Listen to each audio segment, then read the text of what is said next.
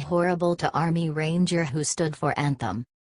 This Sunday, NFL players made a point to unite together against our president and our military. The Pittsburgh Steelers made the ultimate cowardly move and stayed in the locker room during the national anthem. Only one player on the team, Alejandro Villanueva, had the courage to go against orders from the coach and stand on the field for the anthem. Villanueva is a former Army Ranger who served 3 tours in Afghanistan and was awarded the Bronze Star Medal for valor.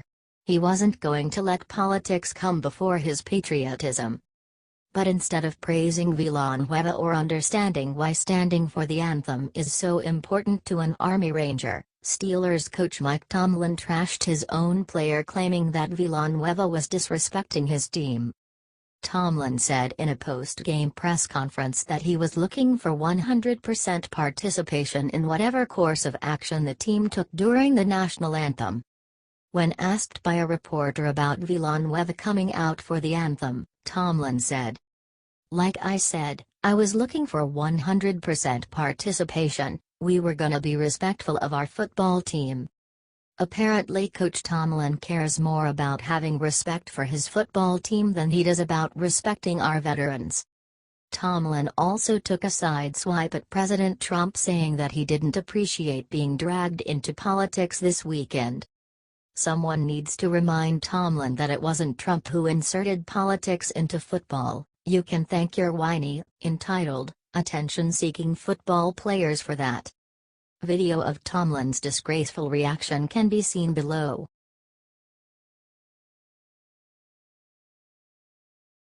America has spoken right after the NFL united against Trump and America. They got the worst news imaginable. This Sunday, NFL players made a point to unite together against our president and our country. Players on nearly every team showed some form of protest and disrespect for our military men and women. 3 teams, the Seahawks, Titans and Steelers, made the ultimate cowardly move and stayed in the locker room during the national anthem. Only one player on the Pittsburgh Steelers, Alejandro Villanueva, had the courage to go against orders from the coach and stand on the field for the anthem. Villanueva is a former Army Ranger who served 3 tours in Afghanistan and deserves to be commended for his actions. These entitled NFL millionaires seemed pretty proud of themselves for their disgraceful behavior, but after their performances ended Sunday, they got hit with a harsh dose of reality. Not only did ratings drop, stock shares of every single company that broadcast NFL games plummeted. Comcast, Walt Disney, Fox, CBS are all down between 1% to 8%. An article in The Hollywood Reporter reckons the drop in NFL ratings could trim the broadcaster's earnings by $200 million. Disney's ESPN, meanwhile, also continues to get hammered by cord cutting. Our president is standing with the majority of Americans on this issue. A Reuters poll found that 72% of Americans find kneeling during the anthem unpatriotic. Let's be honest, this isn't about race, inequality or police brutality. It's about selfish entitled egomaniacs just finding another way to play the victim. Sure, it's their right to choose not to participate in our national anthem, but where would they be if our military members chose not to participate in fighting for their freedom? Maybe they need to think about that.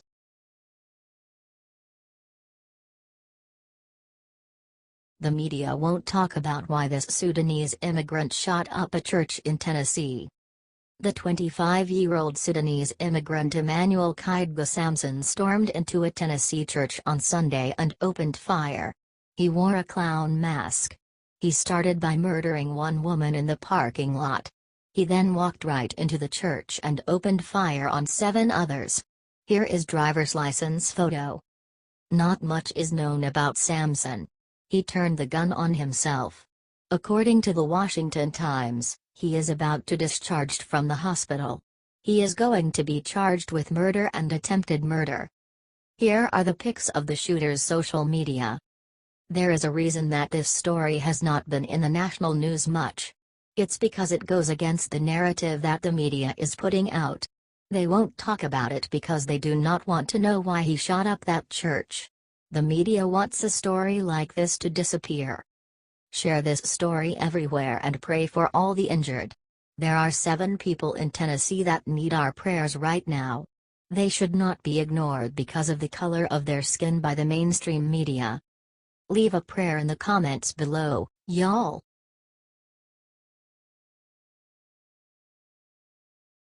Slammed Mike Rowe just put the NFL on its knees with this one sentence that has Trump smiling ear to ear. TV host Mike Rowe has never been one to argue politics, or really even bring them up at all. He's built his name and reputation as a blue-collar guy who strongly supports vocational education, but keeps his distance from hot-button issues in an effort to stay neutral. However, the landscape of politics has changed a great deal and Rowe finally felt the need to speak out.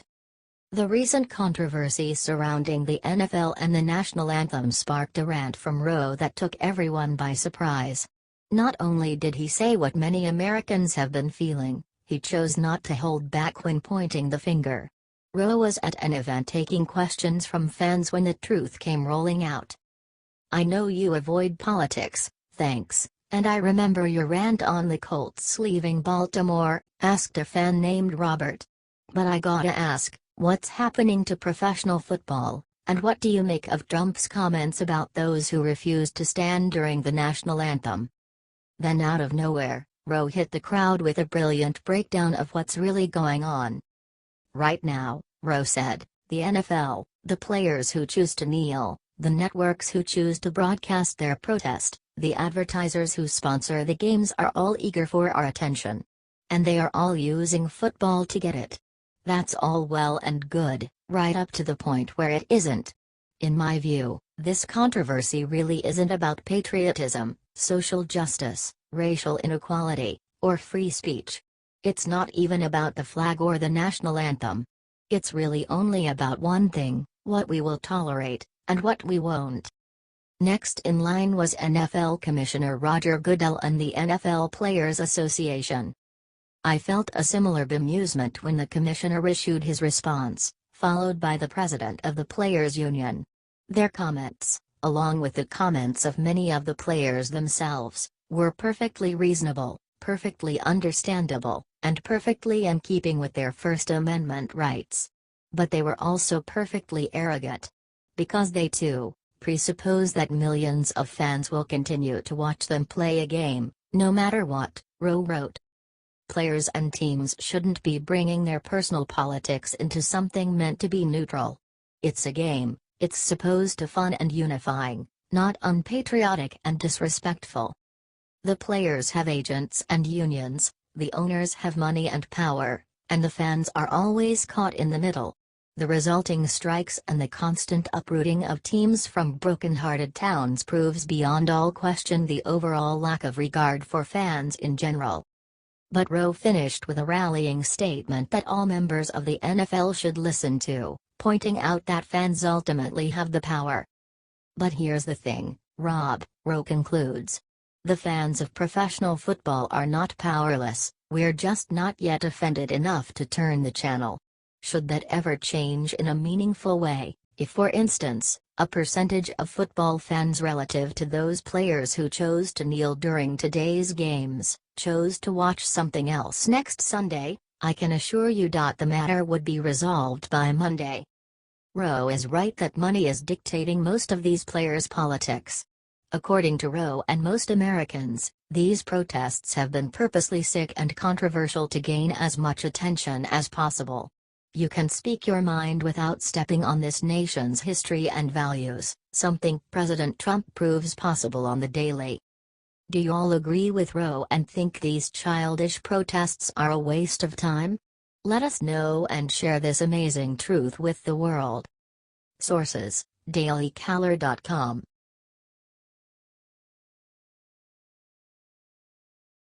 Judge throws book at Weiner and gives him stiff sentence. What Weiner does next is shocking. It's finally happened. Anthony Weiner will finally be punished for the disgusting things he has done. He is the former Democratic congressman, who ran for mayor of New York, and kept getting caught doing some really creepy stuff.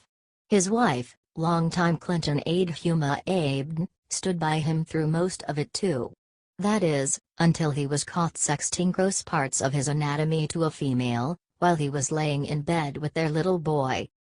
I mean, that's just perverse and gross. And she finally filed for divorce. You think Hillary told her to stay?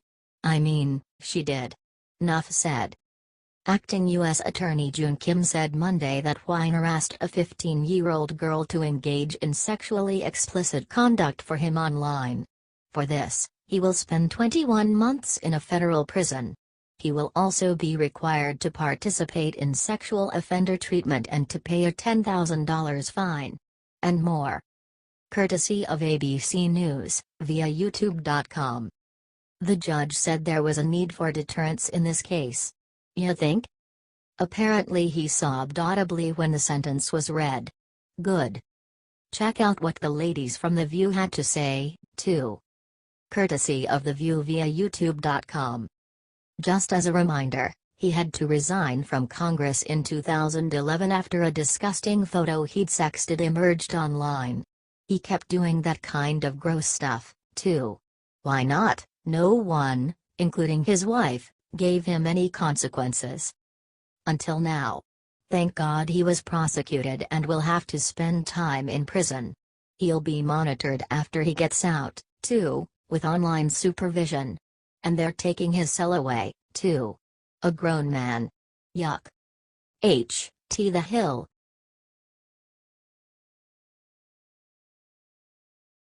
Urgent man with weapons caught at White House, trying to do sick thing to Trump. Amidst all the coverage of what NFL players were and were not doing during the singing of our national anthem, a man was on his way to the White House, and he was armed.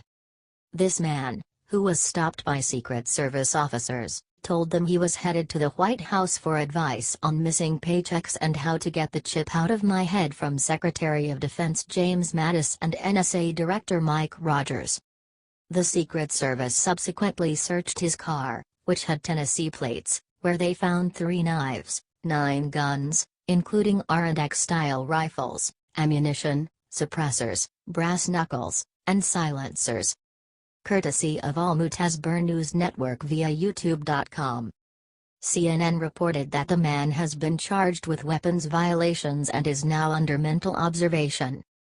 Dang, y'all, that's really scary.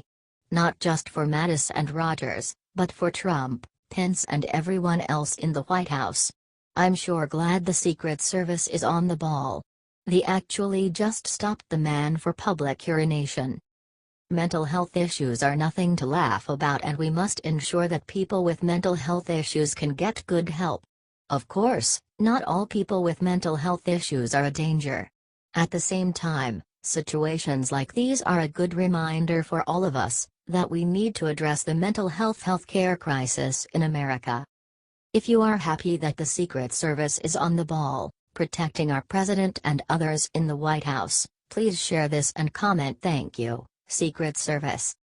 H/T, The Hill.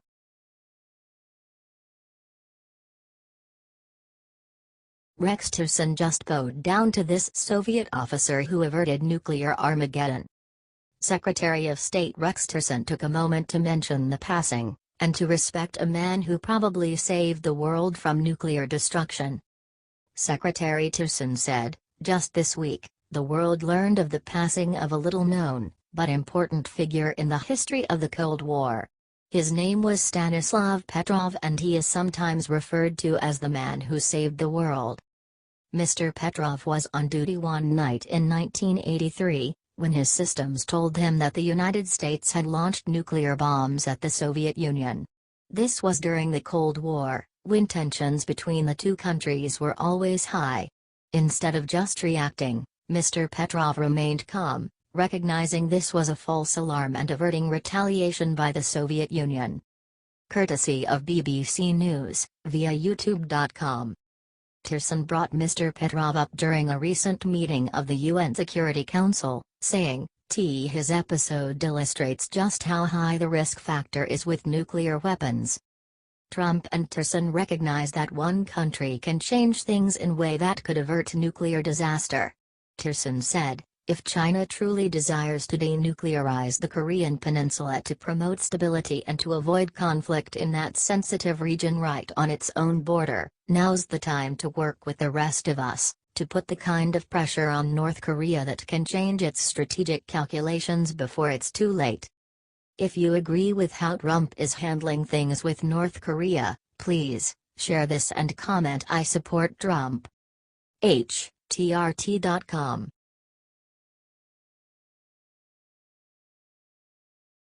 The crowd at Obama's house last night were caught screaming the worst thing imaginable. Barack Obama has been popping his head back into the media with little strategically placed interviews and tweets. And last night, outside of Obama's home in Greenwich nonetheless, a crowd did the most un-American thing possible. While Michelle and Barack were attempting to leave their house, they were ambushed by a mob of unrelenting fans. That's when it happened. The crowd was heard chanting, "Still my president." To be fair, Obama was not commanding them, but just the sentiment and the ferocity of these stalker fans is terrifying enough. I'm sorry, y'all, but that's just not right. Obama is absolutely not still the President of the United States. Once Trump's term is over, I will take the same position on him too. That's how the country works after all. I take no offense to "Not My President" bumper stickers. Each side buys them from time to time. However, these rabid Obamanites have already shown their devotion to their perceived leader. If nothing else, it's insane that these people are allowed to crowd into a neighborhood at all. This needs to stop. The cult followings. The burning cars. The blocking streets. And now this fantasy of alternative presidents. Show people that Americans as a whole stand against it by helping spread this video to everyone. People need to see this side of the population so we know what we are actually up against.